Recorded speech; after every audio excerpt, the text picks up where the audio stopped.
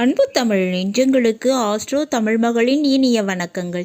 இன்றைய பதிவில் மனைவி அமைவதெல்லாம் இறைவன் கொடுத்த வரம், கணவனே கண்கண்ட தெய்வம், இப்படியெல்லாம் சொல்லி வச்சாங்க. ஏன்னா நமக்கு சரியான வாழ்க்கை துணை அமைந்து விட்டா வினை என்ன செய்யும், கிரகங்கள் தான் என்ன செய்யும். அப்படிப்பட்ட வாழ்க்கை துணை மட்டும் தேர்ந்தெடுக்கக்கூடிய விஷயத்தை கடவுள் நம்ம கையில் கொடுத்துருக்காருங்க. நம்ம பிள்ளைகளை தேர்ந்தெடுக்க முடியாது. ஆண் குழந்தை வேணும், பெண் குழந்தை வேணும்னு நாம் தேர்ந்தெடுக்க முடியாது. நம்மளுடைய பெற்றோர்களை தேர்ந்தெடுக்க முடியாது. உடன் பிறந்தவர்களை கூட நம்மளால் தேர்ந்தெடுக்க முடியாது. ஆனால் வாழ்க்கை துணையை மட்டும் நமது விருப்பத்திற்கு ஏற்ப தேர்ந்தெடுக்க முடியும். அதனை நம்ம கையில் கொடுத்துருக்காரு இறைவன். அப்போ வாழ்க்கை துணையை சரியாக தேர்ந்தெடுத்து விட்டால் மீதி வாழ்க்கை சொர்க்கமாக அமையுங்க. அப்படிப்பட்ட துணை, அதாவது உங்கள் பொண்டாட்டி, உங்கள் புருஷன் இந்த ராசியில் அமைந்தால் உங்களுக்கு பெரிய யோகம். அது மகா ராசி யோகமாக அமையுங்க. அப்படிப்பட்ட யோகம் அதனால என்ன கிடைக்கும், எந்த ராசியில் அமைந்தால் எப்படி இருக்கும்? உங்களுடைய வாழ்க்கை துணை குணம் மாற வேண்டும், மனம் மாற வேண்டும் அப்படின்னு நீங்கள் நினச்சா சிறப்பானதாக மாற்ற என்ன செய்ய வேண்டும், அதை பற்றி தான் இன்றைய பதிவில் பார்க்க போகிறோம். பதிவினை முழுமையாக பாருங்கள். பதிவு பிடிச்சிருந்தால் லைக் பண்ணி கமெண்ட் பண்ணி மற்ற நண்பர்கள் உறவினர்கள் பயன்பெற அவங்களுக்கும் ஷேர் பண்ண மறந்துடாதீங்க. இதுவரை நம்முடைய ஆஸ்ட்ரோ தமிழ் மகள் சேனலை சப்ஸ்கிரைப் பண்ணாத நண்பர்கள் சப்ஸ்கிரைப் பண்ணி கூடவே தெரிகிற பெல்லைக்கான கிளிக் பண்ணி ஆல் ஆப்ஷன்ஸும் செலக்ட் பண்ணி வச்சுக்கோங்க. மகர ராசியில் பிறந்த நண்பர்களே, முதல்ல மகர ராசிக்கு அதிபதி யாருன்னு பார்த்தா சனி பகவான். அதனாலேயே நீங்கள் எதிலும் நிதானமாக பொறுமையாக சில காரியத்தை செய்யக்கூடியவங்களாக இருப்பீங்க. உங்களை எதிர்த்து நிற்கக்கூடியவங்க படபடன்னு பேசினாலும் பொறுமையாக அதை கவனித்து செயல்படக்கூடியவங்க நீங்கள். அப்படிப்பட்ட மனநிலையில் இருக்கக்கூடிய உங்களுக்கு வாழ்க்கை துணை நிச்சயமாக நல்ல விதமாக அமையணும் இல்லையா?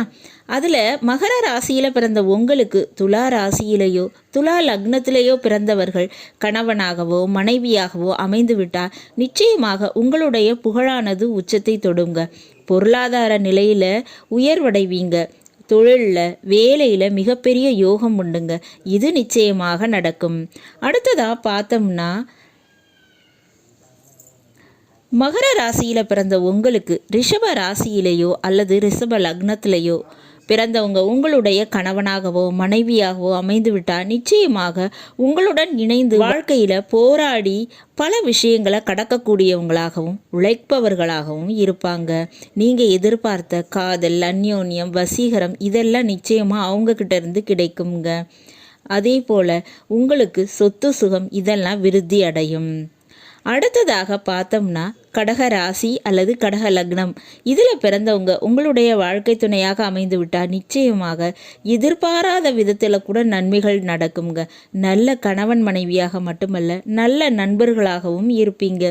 வெளிநாடு யோகம், வேறு ஒரு மாநிலத்துக்கு அல்லது வேறு ஒரு ஊர் சென்று பேர் புகழினை நிலைநாட்டுவது, சொத்து சம்பாதிக்கிறது போன்ற விஷயங்கள் எல்லாமே ஏற்படுங்க.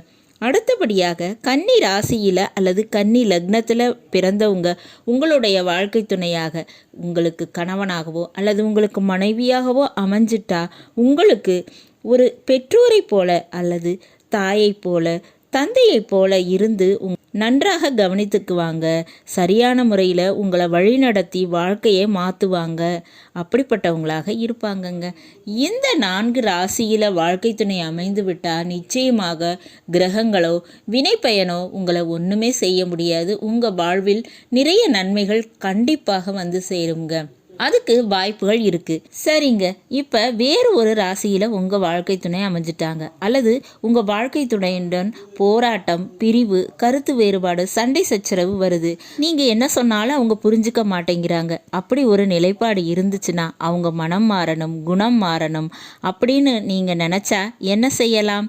மகர ராசியில் பிறந்த நீங்கள் எப்போவுமே செய்ய வேண்டிய பரிகாரம் அப்படின்னு பார்த்தீங்கன்னா, கோயில், குளம் அல்லது ஏரி, நீர்நிலைகளில் இருக்கக்கூடிய மீன்களுக்கு கோதுமையால் ஆன உணவு பண்டங்களை வாங்கி போடுங்க. அதுவும் திங்கட்கிழமை செய்யுங்க, ரொம்பவே நல்லதுங்க. பௌர்ணமி தினத்தில் காமாட்சி அம்மனுக்கு சந்தன அபிஷேகம் செய்யுங்க. அந்த சந்தனத்தினை தினமும் நீங்கள் நெற்றியில் அணிந்து வந்தீங்கன்னா நிச்சயமாக உங்கள் கணவன் அல்லது மனைவி அவர்களுடைய மனநிலை மாறுங்க. அதே போல் உங்கள் வீட்டில் பெட்ரூமில் அல்லது ஹாலில் நிறை சொம்பு தண்ணீர் அல்லது தண்ணீர் ஒரு பாத்திரத்தில் நிறைய வச்சு அதில் நறுமணம் மிகுந்த பூக்களை போட்டு வைக்க வேண்டும். இதை திங்கட்கிழமை செய்யலாமுங்க. இது செஞ்சு வந்தாலும் உங்களுடைய வாழ்க்கை துணையோட குணம் மனம் நிச்சயமாக மாறுங்க. உங்களை விட்டு பிரிஞ்சாலுமே மீண்டும் ஈர்ப்பு ஏற்பட்டு உங்களை வந்து சேருவாங்க. நல்லது நண்பர்களே, இன்றைய பதிவு உங்களுக்கு பிடிச்சிருக்கும்னு நினைக்கிறேன். பிடிச்சிருந்தா லைக் பண்ணி கமெண்ட் பண்ணி மற்ற நண்பர்கள் உறவினர்கள் பயன்பெற அவங்களுக்கும் ஷேர் பண்ண மறந்துடாதீங்க. இதுவரை நம்முடைய ஆஸ்ட்ரோ தமிழ் மகள் சேனலை சப்ஸ்கிரைப் பண்ணாத நண்பர்கள் சப்ஸ்கிரைப் பண்ணி கூடவே இருக்கிற பெல் ஐக்கானை கிளிக் பண்ணி ஆல் ஆப்ஷன்ஸும் செலக்ட் பண்ணி வச்சுக்கோங்க. மீண்டும் ஒரு நல்ல வாய்ப்பினில் உங்கள் அனைவரையும் சந்திக்கிறேன். அதுவரை ஆஸ்ட்ரோ தமிழ் மகளின் அன்பு கலந்த வணக்கங்கள். நன்றி.